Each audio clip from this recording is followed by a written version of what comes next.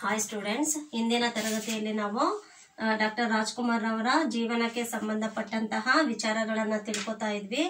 ನಿನ್ನೆ ಅವರು ಹಿಂದಿನ ತರಗತಿಯಲ್ಲಿ ಅವರು ಹೇಗೆ ರಂಗಭೂಮಿಯನ್ನ ಪ್ರವೇಶಿಸಿದ್ರು, ಹಾಗೆ ಚಿತ್ರರಂಗಗಳಲ್ಲಿ ಕೂಡ ಚಿತ್ರರಂಗವನ್ನು ಕೂಡ ಹೇಗೆ ಪ್ರವೇಶಿಸಿದ್ರು, ಅವರು ಯಾವ ಯಾವ ಚಿತ್ರಗಳಲ್ಲಿ ಅಭಿನಯಿಸಿದ್ರು ಅನ್ನೋದ್ರ ಬಗ್ಗೆ ನಾವು ತಿಳ್ಕೊಂಡಿದ್ವಿ. ಹಾಗಿದ್ರೆ ಇನ್ನು ಮುಂದೆ ಏನೇನು ಅವರ ಜೀವನದಲ್ಲಿ ಇನ್ನು ಏನೇನು ನಡೆದಿದೆ ಅನ್ನೋದ್ರ ಬಗ್ಗೆ ನಾವು ಇವತ್ತಿನ ತರಗತಿಯಲ್ಲಿ ತಿಳ್ಕೊಳ್ಳೋಣ. ಮೊದಲಿಗೆ ನಾನು ಪಾಠವನ್ನು ಓದ್ತೀನಿ. ಪಾಠ ಸಂಖ್ಯೆ 31.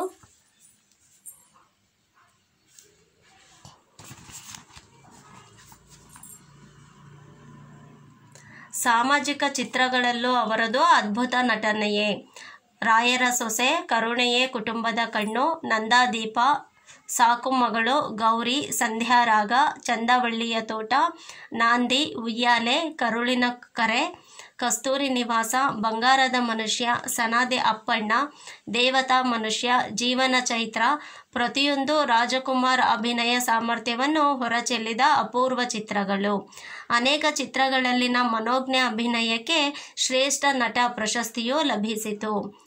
ರಾಜ್ಕುಮಾರ್ ಅವರು ಶ್ರೇಷ್ಠ ನಟರಾಗಿರುವಂತೆ ಶ್ರೇಷ್ಠ ಗಾಯಕರೂ ಆಗಿದ್ದಾರೆ. ಸಂಪತ್ತಿಗೆ ಸವಾಲ್ ಚಿತ್ರದ ಯಾರೇ ಕೂಗಾಡಲಿ ಎಂಬ ಹಾಡಿನೊಂದಿಗೆ ಗಾಯಕರಾಗಿ ಪ್ರಸಿದ್ಧಿ ಪಡೆದರು. ಅದಕ್ಕೂ ಮೊದಲೇ 2 ಸಿನಿಮಾಗಳಿಗೆ ಹಾಡಿದ್ದರು.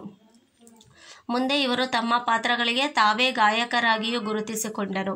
ಸಾವಿರಾರು ಚಿತ್ರಗೀತೆ, ಭಕ್ತಿಗೀತೆ, ಭಾವಗೀತೆಗಳನ್ನು ಹಾಡಿರುವ ಇವರಿಗೆ ಜೀವನ ಚೈತ್ರ ಸಿನಿಮಾದ ನಾದಮಯ ಎಂಬ ಹಾಡಿಗಾಗಿ ರಾಷ್ಟ್ರ ಪ್ರಶಸ್ತಿಯನ್ನು ಮುಡಿಗೇರಿಸಿಕೊಂಡಿದ್ದಾರೆ.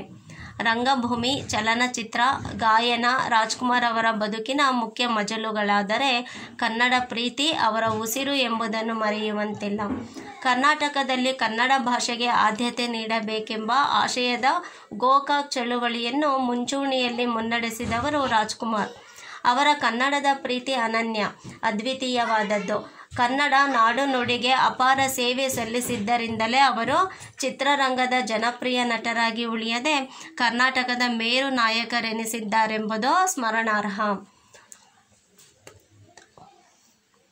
ರಾಜ್ಕುಮಾರ್ ಅವರಿಗೆ ಸಂದಿರುವ ಗೌರವ ಪುರಸ್ಕಾರಗಳು ಅಗಣಿತವಾಗಿವೆ. 1979ರಲ್ಲಿ ಮೈಸೂರು ವಿಶ್ವವಿದ್ಯಾಲಯವು ಗೌರವ ಡಾಕ್ಟರೇಟ್ ನೀಡಿದಂದಿನಿಂದ ಡಾಕ್ಟರ್ ರಾಜ್ಕುಮಾರ್ ಎನಿಸಿದರು.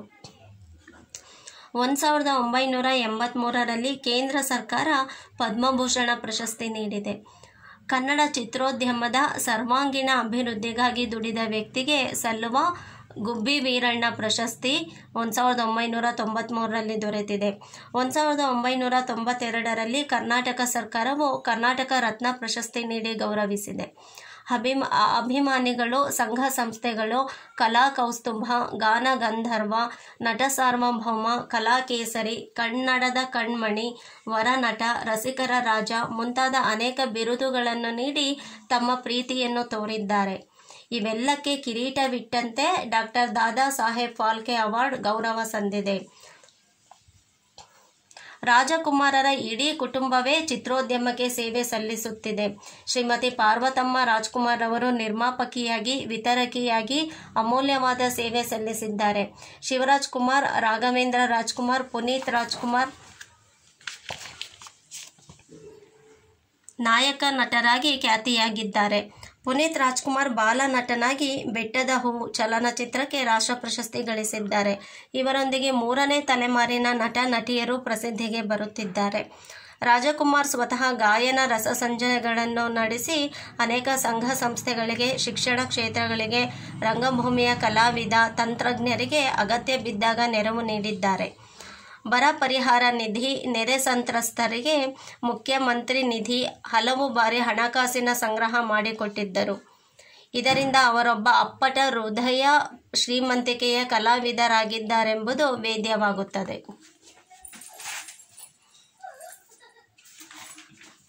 ನೋಡಿ, ಇವರು ಸಾಮಾಜಿಕ ಕ್ಷೇತ್ರಗಳಲ್ಲೂ ಅವರದು ಅದ್ಭುತ ನಟನೆಯೇ. ಸಾಮಾಜಿಕ ಕ್ಷೇತ್ರಗಳಲ್ಲಿ ಇಷ್ಟು ದಿವಸ ಭಕ್ತಿ ಪ್ರಧಾನವಾದ ಚಿತ್ರಗಳಲ್ಲಿ ನಟಿಸಿದ್ರು. ಅದೇ ರೀತಿಯಾಗಿ ಸಾಮಾಜಿಕ ಚಿತ್ರಗಳಲ್ಲೂ ಕೂಡ ಅವ್ರದ್ದು ಅದ್ಭುತ ನಟನೆ. ಯಾವ್ದಾವ್ದು ಮಾಡಿದ್ದಾರೆ ಸಾಮಾಜಿಕ ಚಿತ್ರ ಅಂತ ಹೇಳಿದ್ರೆ, ಅಂದ್ರೆ ಸಾಮಾಜಿಕ ಚಿತ್ರ ಅಂದ್ರೆ ಜನಸಾಮಾನ್ಯರ ಬದುಕು ಹೇಗಿರತ್ತಲ್ವೋ ಅದಕ್ಕೆ ಸಂಬಂಧಪಟ್ಟ ಹಾಗೆ ಚಿತ್ರಗಳನ್ನ ಮಾಡಿರ್ತಾರೆ. ನಿಜ ಜೀವನದಲ್ಲಿ ಯಾರ್ಯಾರ ಬದುಕಲ್ಲಿ ಏನೇನ್ ನಡೆಯುತ್ತೆ, ಅದೇ ರೀತಿ ಜನಸಾಮಾನ್ಯರ ಜೀವನ ಹೇಗಿರತ್ತೆ ಅದಕ್ಕೆ ಸಂಬಂಧಪಟ್ಟಂತಹ ಚಿತ್ರಗಳನ್ನ ಮಾಡಿರ್ತಾರಲ್ಲ ಅದು. ರಾಯರ ಸೊಸೆ, ಕರುಣೆಯೇ ಕುಟುಂಬದ ಕಣ್ಣು, ನಂದಾದೀಪ, ಸಾಕು ಮಗಳು, ಗೌರಿ, ಸಂಧ್ಯಾ ರಾಗ, ಚಂದವಳ್ಳಿಯ ತೋಟ, ನಾಂದಿ, ಉಯ್ಯಾಲೆ, ಕರುಳಿನ ಕರೆ, ಕಸ್ತೂರಿ ನಿವಾಸ, ಬಂಗಾರದ ಮನುಷ್ಯ, ಸನಾದಿ ಅಪ್ಪಣ್ಣ, ದೇವತಾ ಮನುಷ್ಯ, ಜೀವನ ಚೈತ್ರ, ಇವೆಲ್ಲ ಪ್ರತಿಯೊಂದು ರಾಜ್ಕುಮಾರ್ ಅಭಿನಯ ಸಾಮರ್ಥ್ಯವನ್ನು ಹೊರಚೆಲ್ಲಿದ ಅಪೂರ್ವ ಚಿತ್ರಗಳು ಇವೆಲ್ಲವೂ ಕೂಡ. ನೀವು ತುಂಬಾ ಹಿಂದಿನ ಫಿಲಂಗಳನ್ನು ಕೆಲವು ನೋಡಿರೋದಿಲ್ಲ, ನೀವು ನೋಡಿ, ತುಂಬಾ ಚೆನ್ನಾಗಿದೆ. ಅದರಲ್ಲಿ ಸಾಮಾಜಿಕ ಪಾತ್ರಗಳಲ್ಲೂ ಕೂಡ ಅವರು ತುಂಬಾ ಚೆನ್ನಾಗಿ ಅಭಿನಯವನ್ನ ಮಾಡಿದ್ದಾರೆ. ಅನೇಕ ಚಿತ್ರಗಳಲ್ಲಿನ ಇವರ ಮನೋಜ್ಞ ಅಭಿನಯಕ್ಕೆ ಶ್ರೇಷ್ಠ ನಟ ಎಂಬ ಪ್ರಶಸ್ತಿ ಕೂಡ ಲಭಿಸಿದೆ. ರಾಜ್ಕುಮಾರ್ ಅವರು ಶ್ರೇಷ್ಠ ನಟರಾಗಿರುವಂತೆಯೇ ಶ್ರೇಷ್ಠ ಗಾಯಕರು ಆಗಿದ್ದಾರೆ. ಶ್ರೇಷ್ಠ ನಟರಾಗಿರುವಂತೆಯೇ ಇವರು ಶ್ರೇಷ್ಠ ಗಾಯಕರು ಕೂಡ ಆಗಿದ್ದಾರೆ. ಅಂದ ಹಾಡುಗಳನ್ನು ಕೂಡ ಹಾಡ್ತಾ ಇದ್ರು. ಸಂಪತ್ತಿಗೆ ಸವಾಲ್ ಚಿತ್ರದ ಯಾರೇ ಕೂಗಾಡಲಿ ಎಂಬ ಹಾಡಿನೊಂದಿಗೆ ಗಾಯಕರಾಗಿ ಪ್ರಸಿದ್ಧಿ ಪಡೆದರು. ಇವರು ಸಂಪತ್ತಿಗೆ ಸವಾಲು ಚಿತ್ರದಲ್ಲಿ ನೋಡಿ, ಯಾರೇ ಕೂಗಾಡಲಿ ಊರೇ ಹೋರಾಡಲಿ ಎಮ್ಮೆ ನಿನಗೆ ಸಾಟಿ ಇಲ್ಲ ಅಂತ ಎಮ್ಮೆ ಮೇಲೆ ಕುತ್ಕೊಂಡು ಹಾಡ್ತಾರಲ್ವಾ, ಆ ಹಾಡಿಗೆ ಇವರೇ ಗಾಯಕರಾಗಿ ಹಾಡಿದ್ದಾರೆ, ಪ್ರಸಿದ್ಧಿಯನ್ನ ಪಡೆದಿದ್ದಾರೆ. ಅದಕ್ಕೂ ಮೊದಲೇ 2 ಸಿನಿಮಾಗಳಿಗೆ ಹಾಡಿದ್ರು. ಮುಂದೆ ಇವರು ತಮ್ಮ ಪಾತ್ರಗಳಿಗೆ, ತಮ್ಮ ಎಲ್ಲ ಚಿತ್ರಗಳಲ್ಲಿ ಅವರೇ ಗಾಯಕರಾಗಿ ಗುರುತಿಸ್ಕೊಂಡಿದ್ದಾರೆ. ಈ ಮುಂದೆ ತಮ್ಮ ಪಾತ್ರಗಳಿಗೆ ತಾವೇ ಗಾಯಕರಾಗಿ ಗುರುತಿಸ್ಕೊಂಡ್ರು. ಸಾವಿರಾರು ಚಿತ್ರಗೀತೆಗಳನ್ನ, ಭಕ್ತಿ ಗೀತೆ, ಭಾವಗೀತೆಗಳನ್ನ ಹಾಡಿರ್ತಕ್ಕಂತಹ ಇವರಿಗೆ ಜೀವನ ಚೈತ್ರ ಸಿನಿಮಾದಲ್ಲಿ ನಾದಮಯ ಎಂಬ ಹಾಡನ್ನು ಹಾಡಿದ್ದಕ್ಕಾಗಿ ಅವರಿಗೆ ರಾಷ್ಟ್ರ ಪ್ರಶಸ್ತಿಯನ್ನ ಕೂಡ ನೀಡಲಾಗಿದೆ. ನಾದಮಯ ಈ ಲೋಕವಿಲ್ಲ ಅಂತ ಹೇಳಿ ಹಾಡ್ ಬರತ್ತೆ ಜೀವನ ಚೈತ್ರ ಸಿನಿಮಾದಲ್ಲಿ. ಆ ಹಾಡಿಗೆ ಇವರಿಗೆ ರಾಷ್ಟ್ರ ಪ್ರಶಸ್ತಿ ಕೂಡ ಸಿಕ್ಕಿದೆ. ಅನೇಕ ಸಾವಿರಾರು ಚಿತ್ರಗೀತೆಗಳನ್ನ, ಅಂದ್ರೆ ಫಿಲಮ್ಸ್ ಗಳಿಗೆ ಹಾಡಿದ್ದಾರೆ, ಭಕ್ತಿ ಗೀತೆಗಳನ್ನ ಹಾಡಿದ್ದಾರೆ, ಭಾವಗೀತೆಗಳನ್ನ ಕೂಡ ಇವರು ಹಾಡಿದ್ದಾರೆ. ನೋಡಿ, ರಂಗಭೂಮಿ, ಚಲನಚಿತ್ರ, ಗಾಯನ ಈ ರಾಜ್ಕುಮಾರ್ ಅವರ ಬದುಕಿನ ಮುಖ್ಯ ಮಜಲುಗಳಾದ್ರೆ ಕನ್ನಡ ಪ್ರೀತಿ ಅವರ ಉಸಿರು ಎಂಬುದನ್ನ ಮರೆಯುವಂತಿಲ್ಲ. ಅವರಿಗೆ ರಂಗಭೂಮಿ ಅಂದ್ರೆ ಫಸ್ಟ್ ಅವರು ಎಂಟ್ರಿ ಕೊಟ್ಟಿದ್ದು ರಂಗಭೂಮಿ ನಟನಾಗಿ, ಆಮೇಲೆ ಚಲನಚಿತ್ರ ನಟನಾಗಿ, ಆಮೇಲೆ ಗಾಯಕರಾಗಿ. ರಂಗಭೂಮಿ, ಚಲನಚಿತ್ರ, ಗಾಯನ ಇವೆಲ್ಲವೂ ಅವರ ಬದುಕಿನ ಮುಖ್ಯ ಮಜಲುಗಳಾದ್ರೆ ಕನ್ನಡದ ಬಗ್ಗೆ ಪ್ರೀತಿ ಇತ್ತಲ್ಲ ಅವರಿಗೆ, ಅದು ಅವರ ಉಸಿರು ಅನ್ನೋದನ್ನ ಮರೆಯುವಂತಿಲ್ಲ. ಕರ್ನಾಟಕದಲ್ಲಿ ಕನ್ನಡ ಭಾಷೆಗೆ ಆದ್ಯತೆ ನೀಡಬೇಕು ಎಂಬ ಆಶಯದ ಗೋಕಾಕ್ ಚಳುವಳಿಯನ್ನ ಮುಂಚೂಣಿಯಲ್ಲಿ ನಡೆಸಿದವರು ರಾಜ್ಕುಮಾರ್ ಅವರು. ಇದು ನಮ್ಮ ಕರ್ನಾಟಕದಲ್ಲಿ ಕನ್ನಡಕ್ಕೆ ಮೊದಲ ಆದ್ಯತೆ ಸಿಗ್ಬೇಕು ಅಂತ ಹೇಳಿ ಗೋಕಾಕ್ ಚಳುವಳಿಯನ್ನ ಮಾಡಿದ್ರು. ಅದರಲ್ಲಿ ಇವರು ಮುಂಚೂಣಿಯಲ್ಲಿದ್ರು ರಾಜ್ಕುಮಾರ್ ಅವರು. ಅಂದ್ರೆ ಮುಂದೆ ಇದ್ರು ಇವರು ಕೂಡ ಆ ಹೋರಾಟದಲ್ಲಿ ಭಾಗವಹಿಸಿದ್ದ ಚಳುವಳಿಯಲ್ಲಿ ಮುಂದುವರೆದಿದ್ರು ಇವರು ಕೂಡ. ಅವರ ಕನ್ನಡದ ಪ್ರೀತಿ ಅನನ್ಯವಾದದ್ದು, ಅದ್ವಿತೀಯವಾದದ್ದು. ಕನ್ನಡ ನಾಡು ನುಡಿಗೆ ಅಪಾರ ಸೇವೆ ಸಲ್ಲಿಸಿದ್ರಿಂದಲೇ ಅವರು ಚಿತ್ರರಂಗದ ಜನಪ್ರಿಯ ನಟರಾಗಿ ಉಳಿದೆ ಕರ್ನಾಟಕದ ಮೇರು ನಾಯಕರೆನಿಸಿದ್ದಾರೆ ಅನ್ನೋದು ಸ್ಮರಣಾರ್ಹ. ಬರೀ ಚಿತ್ರವನ್ನಷ್ಟೇ ಮಾಡ್ತಾ ಇದ್ದು ಜನರಿಂದ ಜನಪ್ರಿಯ ನಟ ಅನ್ಸ್ಕೊಂಡಿಲ್ಲ ಅವರು. ಇವರೇನ್ ಮಾಡಿದ್ದಾರೆ, ಕನ್ನಡ ನಾಡು ನುಡಿಗೆ ಅಪಾರ ಸೇವೆ ಸಲ್ಲಿಸಿರೋದ್ರಿಂದ ಕರ್ನಾಟಕದ ಮೇರು ನಟರಲ್ಲಿ ಇವರು ಸ್ಮರಣಾರ್ಹರಾಗಿದ್ದಾರೆ, ಒಂಥರ ಮೇರು ನಾಯಕರೆನಿಸಿಕೊಂಡಿದ್ದಾರೆ. ರಾಜ್ಕುಮಾರ್ ಅವರಿಗೆ ಸಂದಿರುವ ಗೌರವ ಪುರಸ್ಕಾರಗಳು ಅಗಣಿತವಾಗಿವೆ, ಕೌಂಟ್ ಮಾಡ್ಲಿಕ್ಕಾಗಲ್ಲ, ತುಂಬಾ ಸಿಕ್ಕಿದೆ ಇವರಿಗೆ. ಅನೇಕ ಪ್ರಶಸ್ತಿ ಪುರಸ್ಕಾರಗಳು ಸಿಕ್ಕಿದವೆ. 1979ರಲ್ಲಿ ಇವರಿಗೆ ಮೈಸೂರು ವಿಶ್ವವಿದ್ಯಾಲಯವು ಗೌರವ ಡಾಕ್ಟರೇಟ್ ನೀಡಿದಂದಿನಿಂದ ಡಾಕ್ಟರ್ ರಾಜ್ಕುಮಾರ್ ಎನಿಸಿದ್ರು. ನೋಡಿ, ಇವರಿಗೆ ನಾಮಕರಣ ಮಾಡಿದ್ದು ಅವ್ರ ಅಪ್ಪ ಅಮ್ಮ ಮುತ್ತುರಾಜ್ ಅಂತ ಹೇಳಿ.